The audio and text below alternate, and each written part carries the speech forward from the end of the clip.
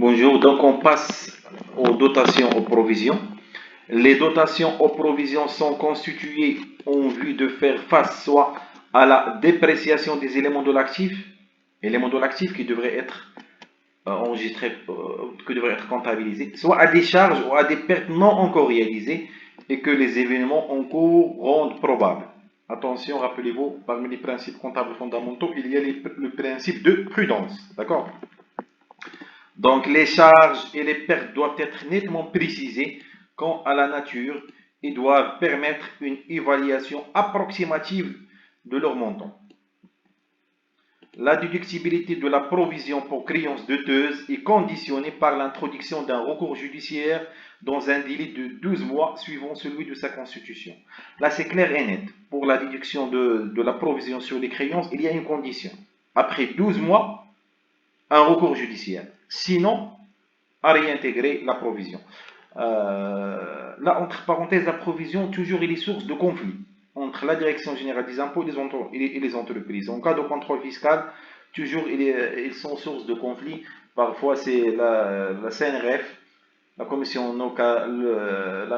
nationale de recours fiscal ou le tribunal administratif qui peut prendre la décision sur les provisions. Lorsqu'au cours d'un exercice comptable ultérieur, ces provisions reçoivent en toute ou une partie un emploi non conforme à la destination et devient son objet. D'accord? Ils sont rapportés au résultat du dit exercice.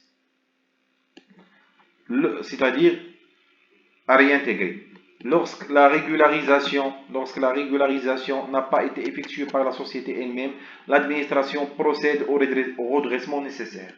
Rappelez-vous qu'au Maroc, le système fiscal, c'est un système déclaratif. Vous avez le droit de déclarer. Et l'État, c'est-à-dire la Direction générale des impôts, il a le droit de contrôler. Donc, s'il y a un contrôle, l'administration, il procède au redressement nécessaire. Première lettre, deuxième lettre, etc. Donc, toute provision est régulièrement constituée, constatée dans les écritures d'un exercice en comptable non prescrit doit la prescription. Ici, c'est 4 ans. D'accord? Toujours la prescription, c'est 4 ans, à l'exception du report déficitaire. Parce que si on a un report déficitaire, on a le droit de revenir en arrière. D'accord? Mais sans impacter les exercices déjà prescrits. Donc, constaté dans les écritures d'un exercice comptable non prescrit doit, quelle que soit la date de sa constitution, être réintégré dans le résultat de l'exercice au cours duquel il a été porté à tort en comptabilité. Là, s'il vous plaît, on va ajouter un détail parce que là, c'était l'article du Code général des impôts. Maintenant, on va passer aux notes circulaires. La note circulaire, il donne plus de précision pour les provisions. Bien sûr, la note circulaire est disponible sur le portail de la Direction générale des impôts.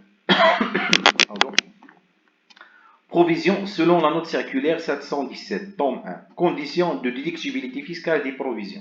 D'accord? Bien sûr, la note circulaire, ce n'est pas une loi, c'est une explication. C'est l'interprétation de l'administration. D'accord? Moi, en tant que citoyen, je peux attaquer même la note circulaire parce que c'est le Code général des impôts qui est considéré comme loi et non pas la note circulaire.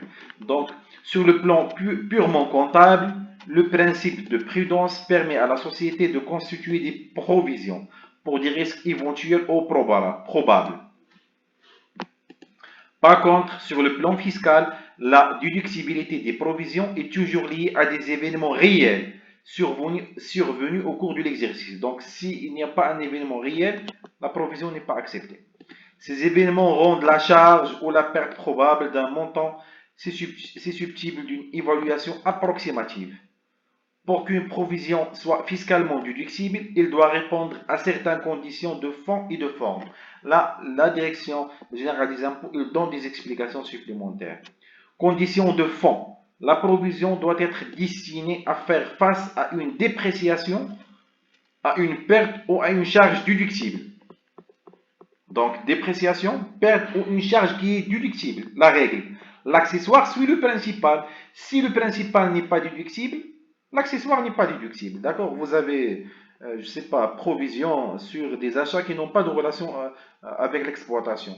Donc les achats ne sont pas déductibles et les provisions ne sont pas déductibles. Les pertes et les charges doivent être nettement précisées quant à leur nature.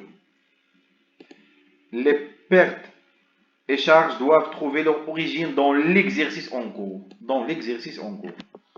Donc, pour les conditions de forme, pour qu'elles soient déductibles, les provisions doivent être effectivement constatées dans les écritures comptables de l'exercice.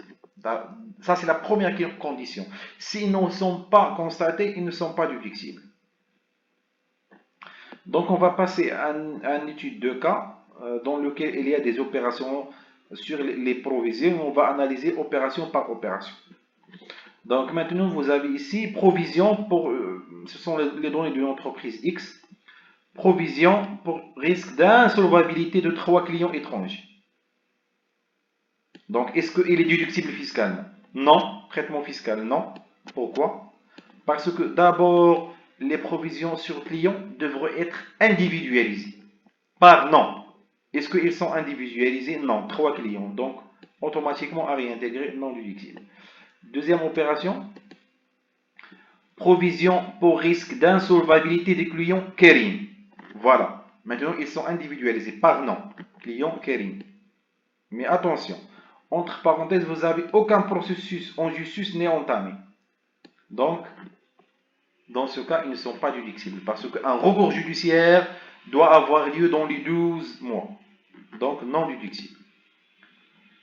Provision pour risque d'insolvabilité du client Hakim. Il y a le nom. Entre parenthèses, procédure judiciaire prévue dans 3 ans. Non déductible. Parce que la procédure judiciaire, l'État, il vous dit dans 12 mois. Provision pour risque d'insolvabilité du client, société ADLM. Procédure judiciaire prévue dans 3 mois. Là, ils sont les provisions par nom et procédure judiciaire dans 3 mois. Dans ce cas, ils sont déductibles. Provision pour litige judiciaire. Un client insolvable, entamé dans quelques jours. D'accord? Donc, il y a un litige devant le tribunal. Donc, déductible. Provision pour dépréciation de créances estimées forfaitairement par l'entreprise. Forfaitairement. Non, ils ne sont pas fondés. Donc, non déductible. Provision pour risque d'insolvabilité des clients, société GTR, procédure judiciaire dans 3 mois. Le comptable a enregistré l'opération, toute taxe comprise.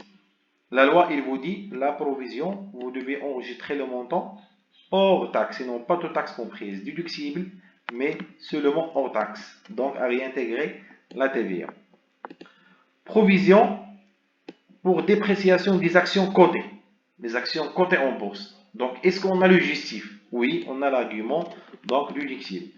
Provision pour dépréciation des actions non cotées. Actions non cotées. Donc, on n'a pas de justif non déductible. Provision pour dépréciation de la valeur d'un terrain si le nouveau plan d'aménagement est adopté. Le plan d'aménagement, c'est-à-dire vous avez le droit de construire ou de ne pas construire R+2, villa, R+10.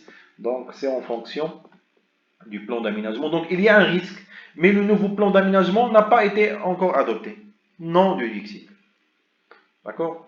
Donc, ça, c'était un cas pratique sur quelques provisions. Sinon, comme je l'ai déjà expliqué, les provisions, ils sont toujours source de litige entre les entreprises et la direction des impôts. Donc, dans le prochain vidéo, on va passer aux charges financières. Merci.